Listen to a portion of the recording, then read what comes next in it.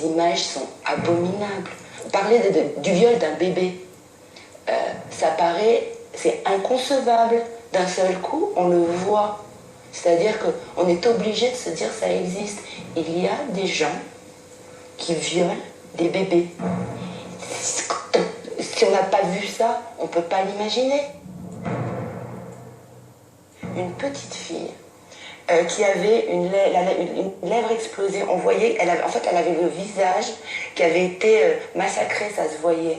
C'est-à-dire, elle saignait, elle pleurait, et c'était le côté incroyablement malsain d'avoir gardé cette image. Ça montrait, il y a des gens, là où on voyait qu'il y a des gens qui prennent plaisir, en fait, à voir la souffrance d'enfants. Là, on parle même plus seulement de perversion sexuelle, on parle d'une perversion sadique.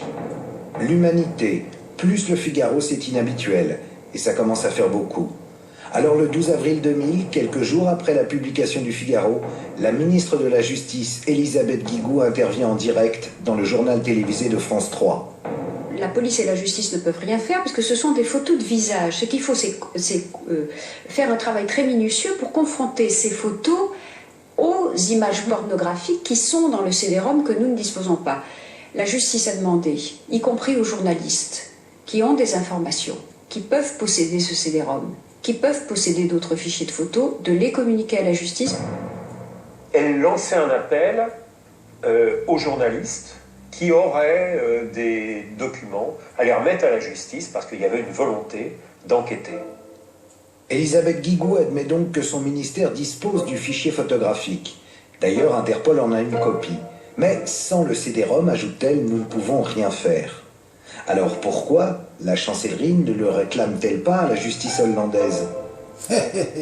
Serge Garde, le journaliste de l'Humanité, fournit le CD-ROM et le fichier au procureur général. C'est pas habituel, un journaliste n'est pas un auxiliaire de police.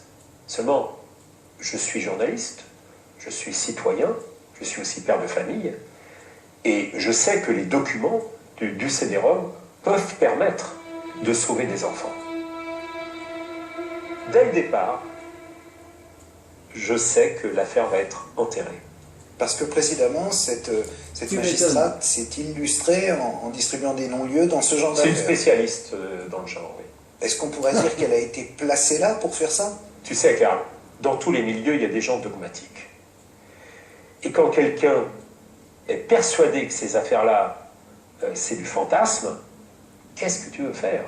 C'est pas forcément quelqu'un qui va être complice ou qui va soutenir un raison. J'ai pas d'éléments pour pouvoir le dire. Non, mais qu'est-ce que c'est la vérité? Je constate simplement que dès le départ, on va confier cette d'enculés à quelqu'un qui n'y croit pas.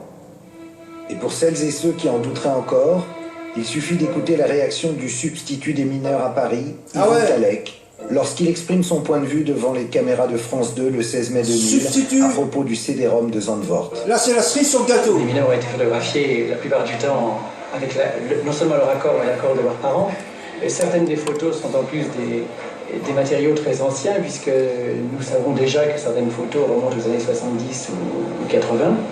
Et il faut aussi minimiser, en tout cas en France, la portée de cette affaire, dans la mesure où de nombreux enfants qui sont présentés ici ne sont pas des enfants français. Le chef du parquet des mineurs qui explique aux 20h qu'il faut minimiser l'affaire. On en reste sans voix.